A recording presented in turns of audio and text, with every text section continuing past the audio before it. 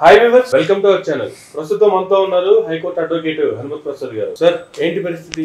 ఈరోజు అయితే big day, results day. ఒక పక్క చూసుకుంటుంటేనేమో కూటమి వన్ సైడ్ గా వెళ్ళిపోతా ఉంది. ఏంటంటారు దీనికి గల కారణాలు ఏంటి?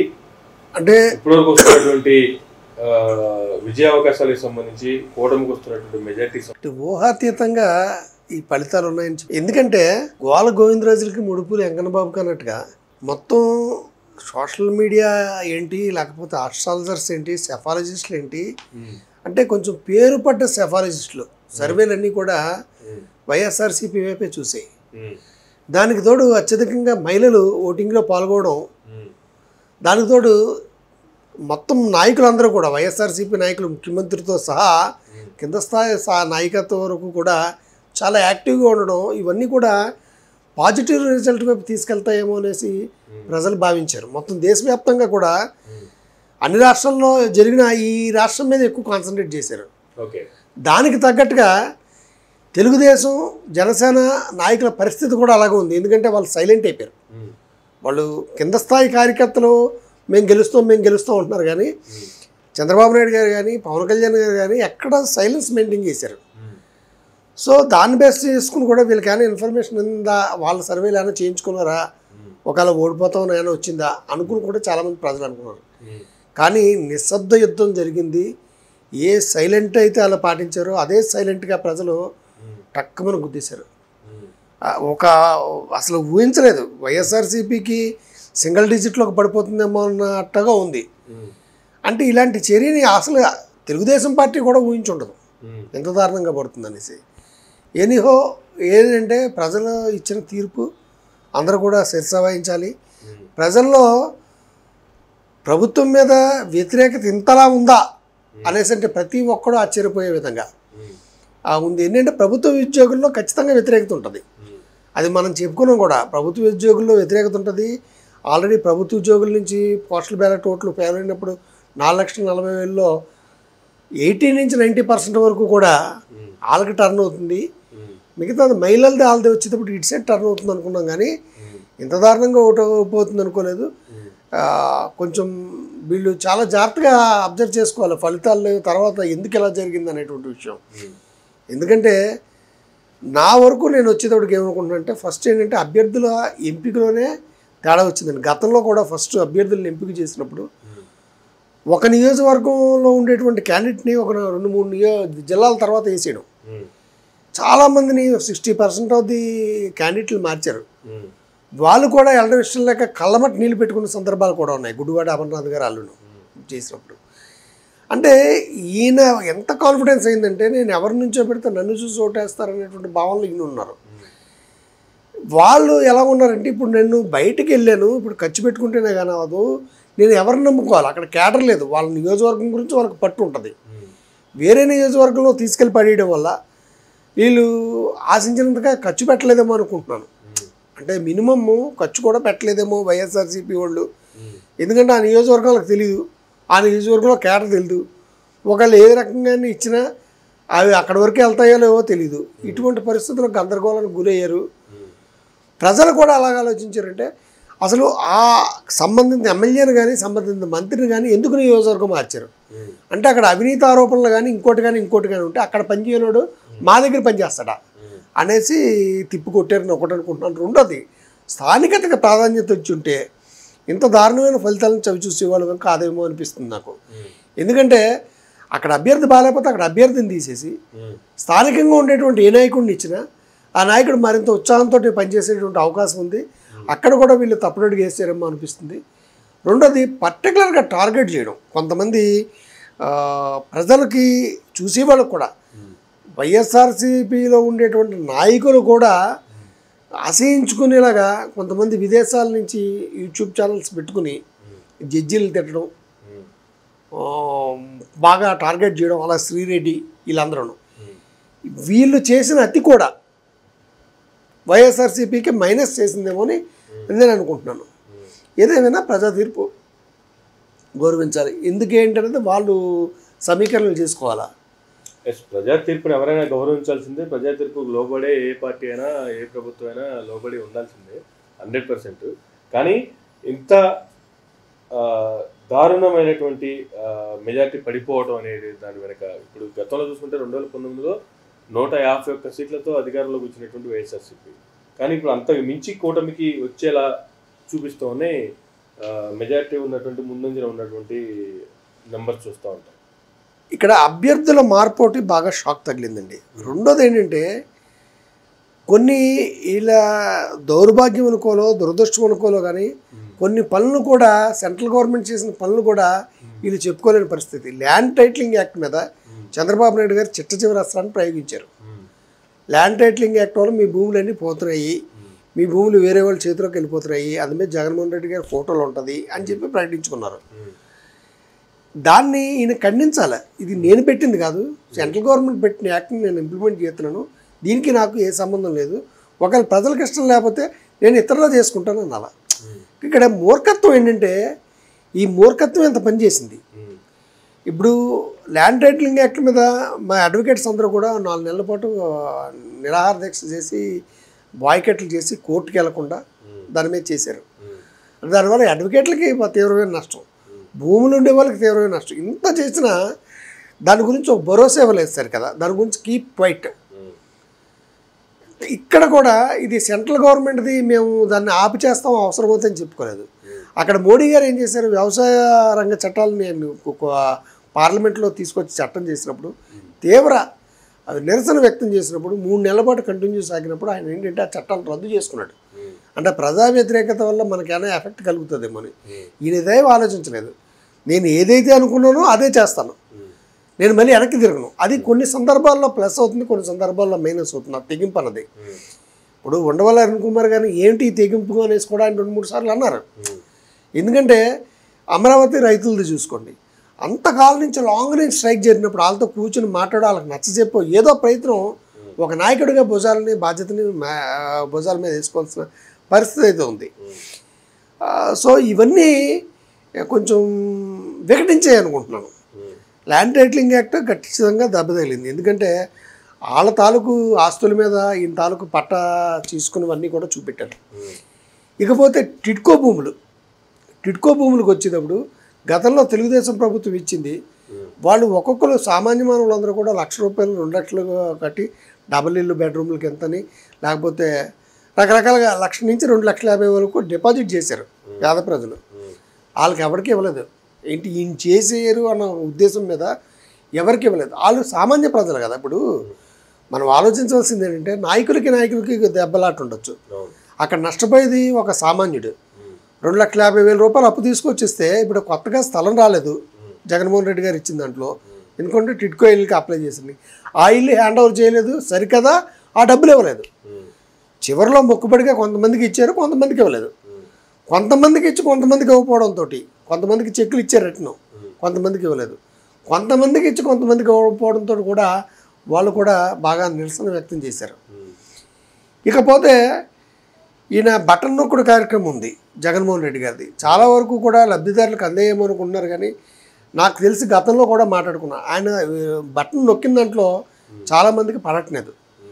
ఈ విషయం నేను ప్రత్యక్ష సాక్షిని, గతంలో కూడా మనం మాట్లాడుకున్నాం దాని మీద.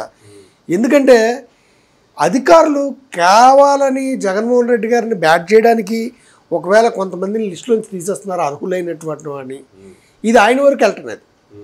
ఇప్పుడు గతంలో కొంతమందికి ఇలాగ వచ్చినప్పుడు నేను స్వయంగా కంప్లైంట్ రాయడం జరిగింది జగన్మోహన్ రెడ్డి గారికి. అది బుట్టదాఖలా అయింది తప్ప ఇంకోటి లేదు. అర్హులైనటువంటి వ్యక్తికి, ఒక వ్యక్తికి ఈబీసీ పెన్షన్ వచ్చింది, రాసుకున్నారు, ఇంటికి వచ్చారు, రాసుకున్నారు, వాళ్ళు అడగలేదు, వీళ్ళే రాసుకున్నారు వాలంటీర్లు. అద్దెకుండే వ్యక్తులు ₹1,500 ఇల్లు రెంట్, వాళ్ళకి పట్టా కూడా వచ్చింది, ల్యాండ్ పట్టా వచ్చింది, ఓబీసీ కింద రాశారు. తర్వాత ఏంటంటే తర్వాత లిస్టులో అందరికీ వచ్చి కానీ వీళ్ళకి రాలేదు. వీళ్ళు అడిగితే మీరు కలెక్టర్ గారు రిజెక్ట్ చేశారండి సచివాలయంలో. మాకు తెలియదండి ఎందుకు రిజెక్ట్ చేశారు. ఎందుకు రిజెక్ట్ చేశారంటే మీకు ఇల్లు పెద్దది ఉందట, ఇల్లు పెద్దది ఉన్నటువంటి ఇల్లు లేదని చెప్పి ఇళ్ల స్థలం ఇచ్చారు, అద్దింట్లో ఉంటున్నారు, అద్దింటి తాలూకు కరెంటు బిల్లు పెట్టారు, ఇవి పెట్టారు, వితౌట్ రీజను వాళ్ళకి ఇవ్వకుండా తీశారు. కానీ లిస్టులో అక్కడ ఉన్నట్టుగా వచ్చింది. వాళ్ళ పరిస్థితి ఏంటి, వాళ్ళ భూమి పట్టా తీసుకున్నారు, మాకు ఎందుకు ఇవ్వలేదు, ఇల్లు ఉందా మాకు అని చెప్పి వాళ్ళు కొంత రివర్స్ అయ్యారు. ఇప్పుడు వీళ్ళందరూ బయటకు వచ్చి మీడియాలకు చెప్పరు కదా. రెండోది వాలంటీర్లు మొత్తం అంతా కూడా వీళ్ళకి ఫేవర్గా ఉన్నారని వీళ్ళు అనుకున్నారు. కానీ వాలంటీర్లో కూడా తీవ్ర అసంతృప్తి ఉంది అక్కడ స్థానిక నాయకత్వం పట్ల, జగన్మోహన్ రెడ్డి గారి పట్ల కాదు. ఎందుకంటే గతంలో చూసిన శ్రీకాకుళం జిల్లాలో, విజయనగరం జిల్లాలో అక్కడ ఒక వికలాంగుడైనటువంటి వాలంటీర్ని అక్కడ స్థానిక నాయకుడు అతని మాట వినలేదని కాళ్ళతో తన్నాడు. అది వీడియోలో కూడా వచ్చింది. ఈ వాలంటీర్లో కూడా ఇప్పుడు ఒక వ్యక్తిని అటాక్ చేస్తే ఆ సంఘం అంతా కూడా రివర్స్ అవుతుంది. లోపల పైకి చెప్పకపోయినా 5,000 రూపాయలకి జీతం చేస్తున్నారంటే 5,000 రూపాయలు వాళ్ళకి ఎక్కువ, వాళ్ళు చేస్తున్నారు, వాళ్ళు పేదవాళ్ళే. అలాంటిది మేము చెప్పింది వినలేదన్న ఉద్దేశంతో కాళ్ళతో తంతే దాని మీద వాలంటీర్లో కూడా పైకి చెప్పుకోకపోయినా తీవ్ర అసంతృప్తి ఉంది. అంటే ఇక్కడ దీనికి కారణం జగన్మోహన్ రెడ్డి గారి వల్ల ఓడిపోయారా, అక్కడ స్థానికంగా ఉండేటువంటి నాయకులు అవినీతి వల్ల ఓడిపోయారా? మనం ఒకటే భావించవచ్చు. అక్కడ అవినీతి ఎక్కువైంది కాబట్టి జగన్మోహన్ రెడ్డి గారు చాలామంది 60% ఆఫ్ ది మెంబర్స్ని మార్చడం జరిగింది. వాళ్ళ పనితీరు బాగాలేదు కాబట్టి. చాలాసార్లు ఆయన మీటింగుల్లో కూడా ఆయన చెప్పడం జరిగింది, ఎవరి పనితీరైనా బాగోకపోతే నేను తీసేస్తానని, మంత్రులకు కానీ ఎమ్మెల్యేలు కానీ. దానికి తగ్గట్టుగానే ఆయన ఎవరి మాట అనకుండా మార్చారు. నువ్వు మార్చడం అంటే వేరే నియోజకవర్గానికి మార్చకుండా ఉండి వాళ్ళని మొత్తం టోటల్గా తీసి కొత్త వాళ్ళతోటి ఇస్తే కనుక ఈరోజు ఫలితం వేరే విధంగా ఉండేది. అక్కడ స్థానిక నాయకుల పట్ల తీవ్ర వ్యతిరేకత ఎంత ఉంది, ఆ వ్యతిరేకత దేని కారణాల వల్ల ఉంది, ఆ వ్యతిరేకతని నివారించే ప్రయత్నం చేయాలి. వాలంటీర్ల మీద ఉంది, వాళ్ళని సారీ చెప్పుకోవడమో లేకపోతే ఇంకోటో చేయడం. ప్రజలకి ల్యాండ్ టైటిలింగ్ యాక్ట్ పెట్టారు, దాన్ని రద్దు చేస్తున్నాను, నేను రద్దు చేస్తాను మీకు ఇష్టం లేకపోతే. అలాగే అమరావతి మీరు నష్టపోయాలనుకున్నా నష్టపోవట్లేదు, నేను వేరే చోట రాజా చేసినా మీకు ఏదో రకంగా అకామిడేట్ చేస్తాను. ఇలా చేయకుండా అమరావతిలోనే ఆ భూములు మళ్ళీ ఆన్ అవుతాయేమో అని వాళ్ళు ఇచ్చిన భూములు మీ పేదలకు పంచేయడం, ఇవన్నీ కూడా అక్కడ ప్రజలు కొంచెం వ్యతిరేకత తీసుకున్నారు. ఖచ్చితంగా వ్యతిరేకత ఉంటుంది. ఇప్పుడు అంతకాలం నుంచి చేస్తున్నారు స్ట్రైకు. వాళ్ళకి ఏంటంటే ల్యాండ్ తీసుకుని చంద్రబాబు నాయుడు గారు చేసిన పెద్ద మిస్టేక్ ఏంటంటే ల్యాండ్ తీసుకున్నారు, కొంత డబ్బు ఇచ్చారు, ఆ డెవలప్ అయ్యాక 2-3 ప్లాట్లు ఇస్తున్నారు. ఇది లోపల గవర్నమెంట్ మారింది, ఇది ప్లాట్లు ఇవ్వలేదు, ఇచ్చేసారు. తీవ్రంగా అల్టిమేట్గా నష్టపోయేది ఎవరు? అమరావతి రైతులు. వాళ్ళకి ఏదో ప్లేస్మెంట్ చూపెట్టో ఇంకోటి చూపెట్టో మీరు రాజధానిని మార్చితే బాగుంటుంది, లేకపోతే అక్కడ ఉంచితేనే బాగుంటుంది. సో ఇదేమీ చేయలేదు. రెండోది అమరావతి రాజధానిని కదుపుతూనే ఉండగానే అక్కడ సెంటిమెంట్ రైజ్ అయింది. బట్ విశాఖపట్నంలో మటుకు మాకు విశాఖపట్నం రాజధాని వస్తుందని కానీ అక్కడ ఏ రకమైన సెంటిమెంట్ లేదు. వచ్చినా ఒకటే లేపనా ఒకటే. మాకు రాజధాని కావాలి, ఇక్కడ ఉండడాన్ని ఎందుకు వ్యతిరేకిస్తున్నారు అన్న సిచ్యువేషన్ ఏర్పడుతుందేమో అనుకున్నారు వైఎస్ఆర్సీపీ గవర్నమెంట్. ఇక్కడ వైజాగ్లో ఇస్తే ఏంటి, ఇవ్వకపోతేనే బెటర్ అన్నట్టుగా ఉన్నారు. అక్కడ నాయకులు ఎంత ఈ పెట్టి లేపినా, జాకీలు పెట్టి లేపినా వైజాగ్ ఉత్తరాంధ్ర ప్రజల్లో మాకు ఇది ఇక్కడే కావాలి రాజధానిని మీరు ఎందుకు విమర్శిస్తున్నారు అనేటువంటి ప్రశ్నించే తత్వం ఎవరికి లేదు. ఎందుకంటే దాని ఫలితంగానే చూసుకుంటే మొత్తం విశాఖపట్నం జిల్లా అంతా స్వీప్ అయింది తెలుగుదేశానికి. అంటే తెలుగుదేశం ఇక్కడ వైజాగ్ పెట్టద్దంది కదా, అక్కడ వైజాగ్ రాజధాని కావాలని వాళ్ళకి లేదు. కొన్ని అనవసరమైనటువంటి తుట్టల్ని కదిలించడం వల్ల కూడా ఈయన ఒక అపజయాన్ని మూటగట్టుకున్నారనిపిస్తుంది. 3 రాజధానులతో ఎంతవరకు సక్సెస్ అవుతుంది అనుకున్నారు, మీకు అదే ముంచేసిందేమో అనుకుంటున్నాను నేను. వాలంటీర్ వ్యవస్థ సక్సెస్ అవుతుందేమో అనుకున్నారు కానీ అది కొత్త ప్రయోగం ప్రజల వరకు వెళ్ళింది. స్థానిక నాయకులు సరిగా వాలంటీర్లతో గౌరవించడం, వాళ్ళకి విలువ ఇవ్వకపోవడం చేత వాలంటీర్లో కూడా అసంతృప్తి ఏర్పడింది.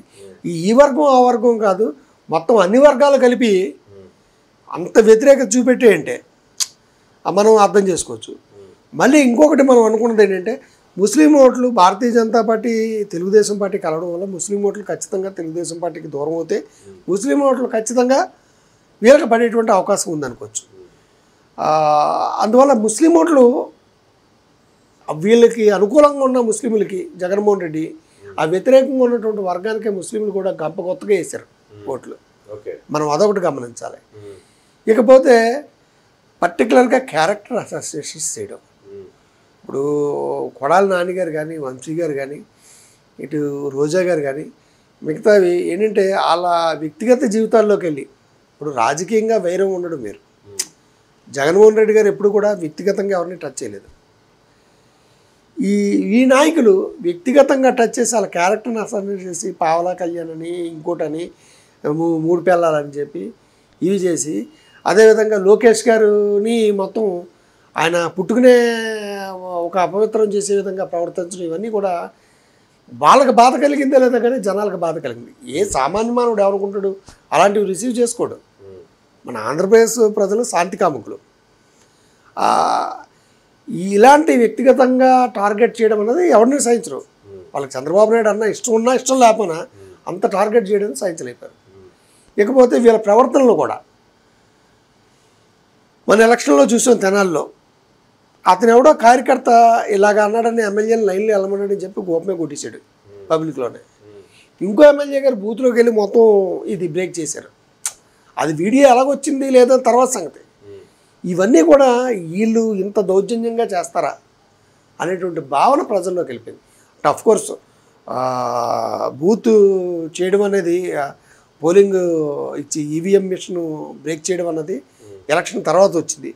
బట్ ఎలక్షన్ జరుగుతుండగానే ఆ తెనాలి ఎమ్మెల్యే గారు అతను దవడమే కొట్టారు. దవడమే కొట్టడమే కాదు, కుమ్మేశారు కూడా అతన్ని కండు వాచిలాగా. సో ఎలక్షన్ జరిగేటప్పుడు మిగతా రిమైనింగ్ పార్ట్ అంతా కూడా టప్ టప్ టప్ అని యాంటీ గుద్దారు. ఇప్పుడు ఎవడు హర్షించడండి, నువ్వు ఎమ్మెల్యే అవుతా అంతలా కొట్టవుతావని. ఆ రోజున మీరు గమనించుంటారు, అతను తిరిగి ఎమ్మెల్యేని కొట్టాడు. చాలా ఎంకరేజ్ చేశారు అతను డేరింగ్కి. ఎవడో కూడా అతను తప్పట్లేదు. ఏ ఛానల్ ఆఖరికి వైఎస్ఆర్సీపీ సోషల్ మీడియా కూడా అది తప్పట్లేదు, అది కవర్ చేసుకునే ప్రయత్నం చేసే. కానీ అంటే అలాంటి విషయాన్ని ఖండించే అన్నీ కూడా అలాంటి విషయాన్ని రిసీవ్ చేసుకోలేపారు. ఇవన్నీ కూడా జగన్మోహన్ రెడ్డి గారికి మైనస్. ఇవన్నీ ఎవరికి లాసు? కొంతమంది వ్యక్తులు అలా పార్టీలో నాయకులు సరిగా ప్రవర్తించకపోవడం వల్ల ఈరోజు వైఎస్ఆర్సీపీకి ఈ పరిస్థితి వచ్చింది. అందువల్ల ఈయన ఎంత బాగా చేసినా శ్రమపడ్డా ఫలితం అన్నది దక్కలేదు వాళ్ళకి. దీన్ని దృష్టిలో పెట్టుకోవాలి. రేపు ఇప్పుడు ఎవరో ఒకరు మాట్లాడాలి. 20 మంది సలహాదారులు ఉన్నారు, ఇంతమంది మినిస్టర్స్ ఉన్నారు. ఏ ఒక్క మినిస్టర్ అయినా తాడేపల్లి ప్యాలెస్కి వెళ్ళి జగన్మోహన్ రెడ్డి గారు ఇది బాగాలేదు, ఈ రకంగా చేయండి అని చెప్పే ధైర్యం ఉందా? ఏ ఒక్క సలహాదార సూచనని నేను పాటిస్తాడా? ప్రజలకు వచ్చింది కూడా సజ్జల రామకృష్ణారెడ్డి గారు. అంటే మంత్రులు ఉన్నా కూడా అన్ని శాఖల మీద ఆయన మాట్లాడతాడు. ఆయనకి ఏ రకంగానూ మినిస్టర్ పదవి లేదు. మంత్రి పదవితో సంబంధమైన వ్యక్తి అన్ని శాఖలను చూస్తుంటాడు. ఒక విద్యావంతులైనటువంటి యువకులు కానీ ఇంకోటి కానీ దాన్ని హర్షించరు. ఇప్పుడు ఏ శాఖ మంత్రి ఆ శాఖ గురించి మాట్లాడాలా? ఆ శాఖ గురించి మాట్లాడకుండా అవతలను తిట్టడం వరకే మన డ్యూటీ అని చెప్పే విధంగా వాళ్ళు ప్రవర్తించడం వల్ల వీళ్ళు చేసిన వాళ్ళు జగన్మోహన్ రెడ్డి గారు కానీ తిట్టిస్తున్నాడేమో అన్న భావన ప్రజల్లోకి వచ్చింది. వైట్ యాంటీ గుద్దారు. రెండోది విధ్వంసకర పాలన. ఇప్పుడు ఇక్కడి నుంచి నగరం నుంచి వలస వెళ్ళారు. ఇంతమంది దేశాలు విదేశాల నుంచి వచ్చేటప్పటికి ఓట్లు వేసేటప్పటికి ఆటోమేటిక్గా ఎందుకు వేసారు? కసిగా వేసి ఉంటారు.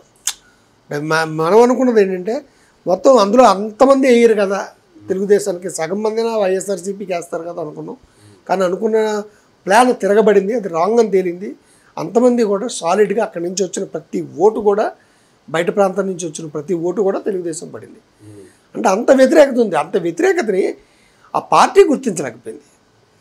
ప్రజల్లో సైలెంట్గా ఉండేటువంటి వ్యతిరేకతని పార్టీ గుర్తించలేకపోయింది. ఇది ఒక రకంగా చెప్పాలంటే ఈ కూటమి గెలుపు వాళ్ళ తాలూకు దంటగా జగన్మోహన్ రెడ్డి గారి మీద వ్యతిరేకత వల్ల మాత్రమే వాళ్ళు ఈ స్థాయిలోకి విజయాన్ని అందుకున్నారనిపిస్తుంది. అంటే ఇప్పుడు ఒకవేళ కూటమికి అన్ని సీట్లు వచ్చినాయి కాబట్టి జగన్మోహన్ రెడ్డి గారి మీద వ్యతిరేకత ఉంది అనుకుంటాను, కానీ ఎలక్షన్స్కి బిఫోర్ ఎప్పుడు ఆ వ్యతిరేకత కనిపించలేదు కదా. భయం, జనాలు భయపెట్టారు. ఎందుకంటే ఎక్కడ కూడా కాంప్రమైజ్ అవ్వకపోవడం. అంగన్వాడీలు స్ట్రైక్ చేశారు కానీ ఏ రోజు చేయలేదు. ఉద్యోగస్తులు స్ట్రైక్ చేశారు, ఎస్మా ప్రయోగిస్తా అన్నాడు. ఇప్పుడు ఎక్కడైనా ఈయన ఒక మెట్టి అయినా దిగుతాడన్న నమ్మకం ఏమైనా ఉందా? ఉద్యోగస్తులు జీతాలు పెంచమంటే జీతాలు తగ్గించడం, అవసరమైతే ఎస్మా ప్రయోగించడం, అమరావతి రైతులు అంతకాలం నుంచి లబోదిబోమని ఏడుస్తున్న వాళ్ళ పెయిడ్ కార్యకర్తల కింద ముద్రేయడం, కనీసం వాళ్ళతో చర్చించకపోవడం, వాళ్ళ మానాన్ని వదిలేయడం, ల్యాండ్ టైటిలింగ్ యాక్ట్ మీద అడ్వకేట్స్ వీళ్ళందరూ కూడా ఎంతకాలం నుంచి స్ట్రైక్ చేస్తున్నా కనీసం వాళ్ళతో మాట్లాడకపోవడం, చివరి దశలో కూడా ఎలక్షన్ స్టేజ్లో కూడా నేను ఆ ముక్క చెప్పను అన్నట్టుగా ల్యాండ్ టైటిలింగ్ యాక్ట్ గురించి మాట్లాడలేదు. ఇది మీకు ప్రమాదం లేదు, అవసరం అయితే నేను రద్దు చేస్తానంటే ఒక రకంగా ఉండేది. వాళ్ళు పర్టికులర్గా చూపెట్టారు మీ స్థలాల మీద ఈయన బొమ్మ ఏంటని. ఇవన్నీ కూడా యాంటీ వచ్చే ఒకటి అనుభవాలు, పాఠాలు జీవితానికి నేర్పుతాయి. వాళ్ళు చేసుకున్నటువంటి కొన్ని పనుల వల్ల మాత్రమే తెలుగుదేశం పార్టీ అధికారంలోకి రాగలిగింది. దానికి తోడు మోడీ వేవ్, మోడీ గారు కలవడం కూడా వీళ్ళకి కొంచెం పెద్ద దెబ్బే. మోడీ గారు ఆ వేవ్ ఉంది, ఆయన మూడోసారి ఎలాగ హ్యాట్రిక్ అవుతుంది, కొన్ని సీట్లు తగ్గినప్పటికీ మోడీ గారిదే హవా. ఆయన కలవడం కూడా 2014లో చంద్రబాబు నాయుడు గారు ఎలాగే ఎన్నికయ్యారు, 2014లో యాక్చువల్గా జగన్మోహన్ రెడ్డి గారు రావాలి, మోడీ గారి వేవ్లో ఈయన వచ్చాడు. రెండోది చంద్రబాబు నాయుడు గారు అందరితోటి వాళ్ళ పవన్ కళ్యాణ్ గారు మొదటి నుంచి అంటున్నారు ప్రభుత్వ వ్యతిరేక ఓటు చేయలేమని. ఇప్పుడు షర్మిల్ గారికి ఎన్ని ఓట్లు వచ్చాయి చూడాలి వాళ్ళ పార్టీకి. ఎందుకంటే జగన్మోహన్ రెడ్డి గారు వ్యతిరేక ఓటుని మట్టుకు వీళ్ళు లాక్కోగలిగిందేమో అనుకుంటున్నాను.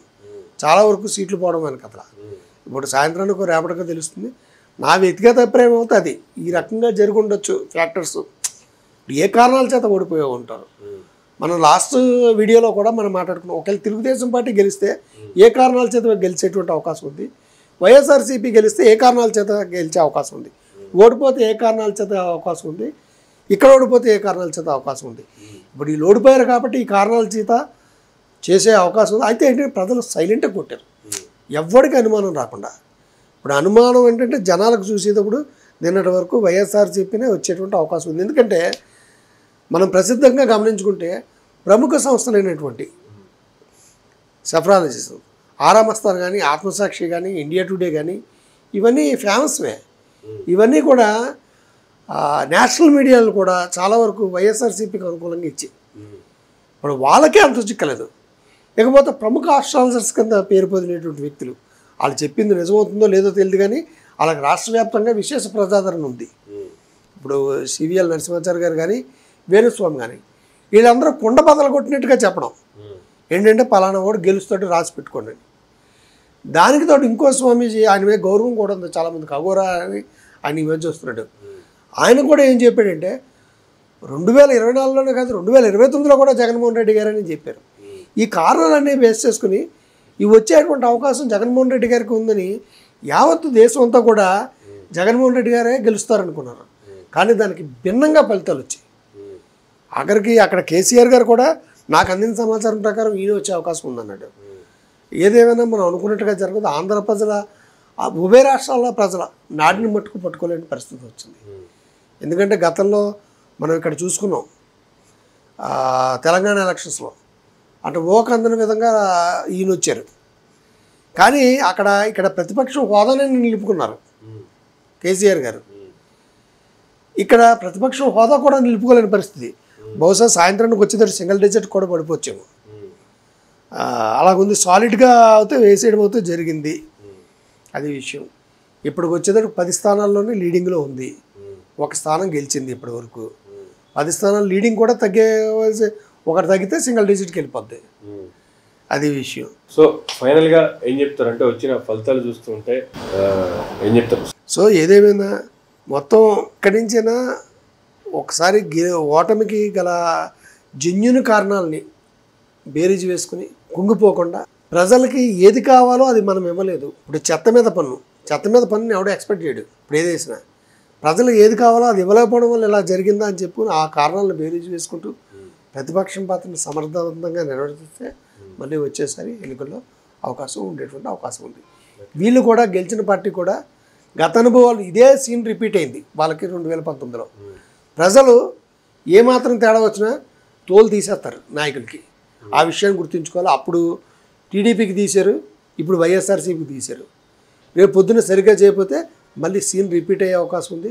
కాబట్టి మంచి పరిపాలన అందిస్తారని చెప్పి కూటమి భారతీయ జనతా పార్టీతో ఉంది. కాబట్టి గత అనుభవాలను దృష్టిలో పెట్టుకుని ఏది జరిగినా ఏ పార్టీ వచ్చినా ప్రజలకు మంచి చేయడమే కదా కావాలి అనిపిస్తారని ఆశిస్తూ వీళ్ళు మంచి ప్రతిపక్షం కింద ప్రజలని ఎక్కడ మిస్ అవుతున్నాం, మనకి వాళ్ళకి ఎక్కడ కమ్యూనికేషన్ గ్యాప్ వచ్చింది అంటే సంక్షేమ పథకాలు ఒకటి అందించినంత మటుకు ప్రజలు మనం చెప్పినట్టుగా ఎన్నో అనేటువంటి విషయం వాస్తవమైంది. నిజంగా సంక్షేమ పథకాలు ఆయన అందేయా లేవా కొంతమందిని అడగాలి. ఇప్పుడు నేను ఎన్నోసార్లు లెటర్లు రాయడం జరిగింది, అంటే సంక్షేమ పథకాలు అందట్లేదు, మీకు ఇక్కడేమో ఓకే చేస్తున్నారు అందట్లేదు అని కంప్లైంట్లు పబ్లిక్ నుంచి వచ్చిన దాని మీద పెట్టాం. అలాగే ఒక హ్యాండిక్యాప్డ్ అతనికి ఈ సర్టిఫికెట్ కోసం వెళ్తే నువ్వు హ్యాండిక్యాప్డ్వే కాదని ఇచ్చారు కేజీహెచ్లో. వాళ్ళ పరిస్థితి ఎలా ఉంటుంది దాని మీద కూడా రాయడం జరిగింది. ఇక్కడ ఏంటంటే ఆయనకి అధికారులు వ్యతిరేకంగా ఉంటే అక్కడ ప్రజలకి రివర్స్ చేయడం, వాళ్ళకి పథకాలు అందింపించబడం. అధికారులు కూడా నాకు మొదటి నుంచి డౌట్ ఏంటంటే అధికారి ఏం చేయాలి, ప్రభుత్వం మేరకు చేయాలా.